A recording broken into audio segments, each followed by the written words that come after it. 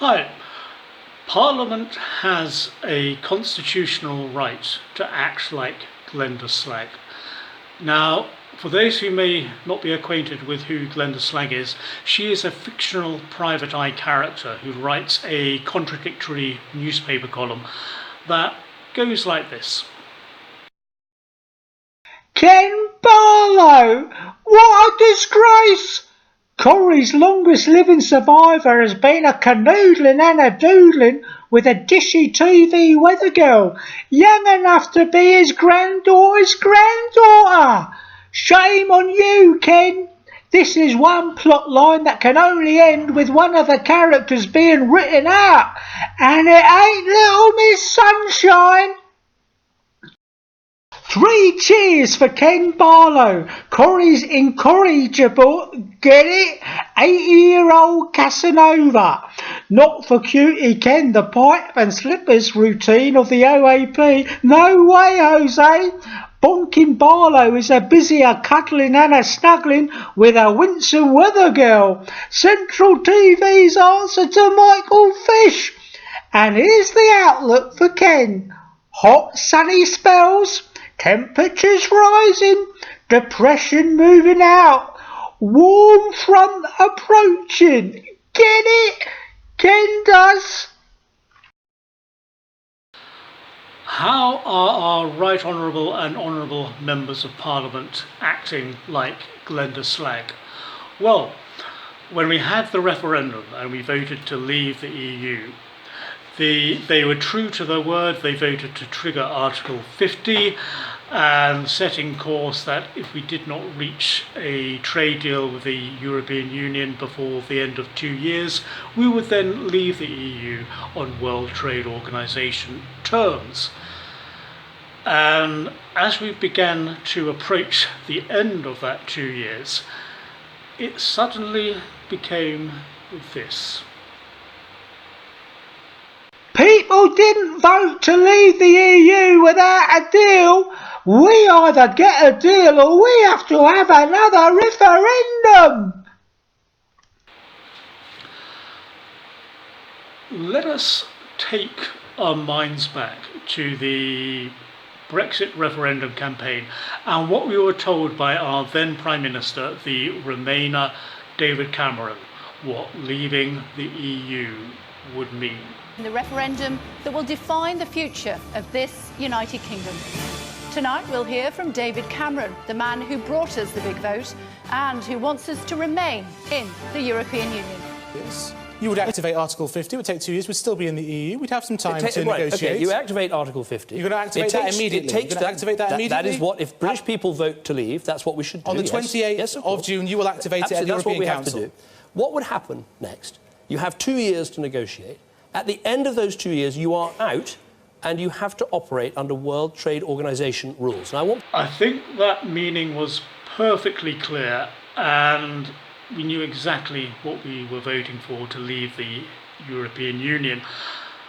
I also do not recall that during that Brexit referendum campaign that anyone on the Remain side or indeed amongst the European Union bureaucracy was telling us that we would have a huge chunk of wedge to pay to the European Union if we did decide to leave. It was only after we voted to leave that all of a sudden it was we owe them 10 billion euros if we leave. Oh, okay, 20 billion, oh, okay. And in the end we were told that we are owed 39 billion euros, which Theresa May again accommodated.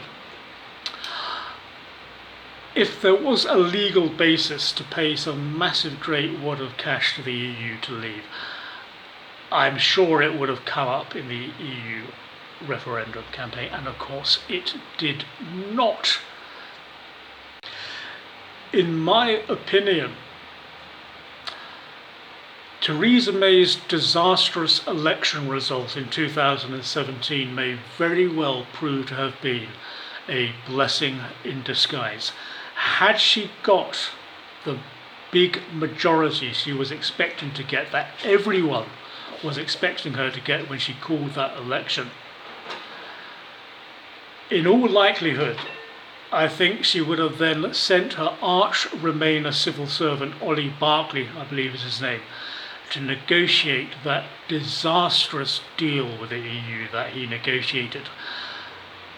And we would now be living as a vassal state of the EU instead of as a member.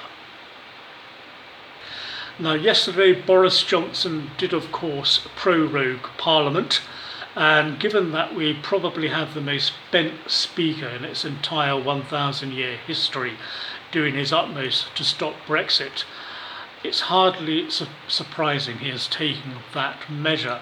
And we now also, of course, have our Britain-hating anti-Semitic leader of Her Majesty's loyal opposition sending out his Red Guards to the street to try to foment a coup in the name of stopping a coup.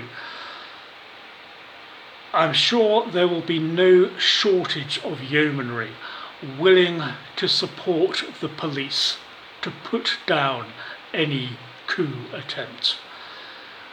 Do not push your luck, Mr. Corbyn. Now, Boris Johnson's prorogation of Parliament does not mean that Parliament cannot now stop Brexit. It can still pass a vote of no confidence in him, with the attendant risk that he will then call a general election. All it means is that they will have to do it sooner rather than later. Basically, Boris has said to Glenda, "Go ahead, make my day."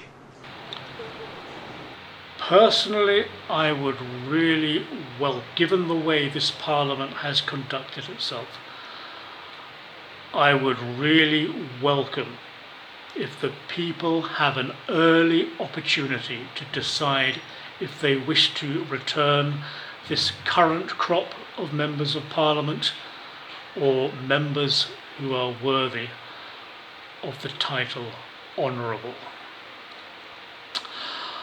Let us now see what happens. Let us see if, despite the stance of Parliament, Boris Johnson will be able to deliver on the result of the Brexit referendum, or whether Parliament wishes to place itself in contempt of the people and face the consequences at a general election.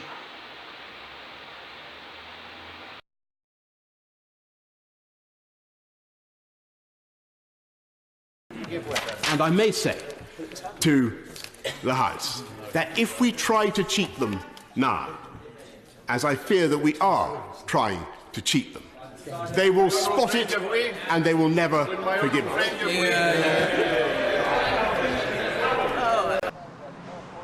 Go ahead, make my day.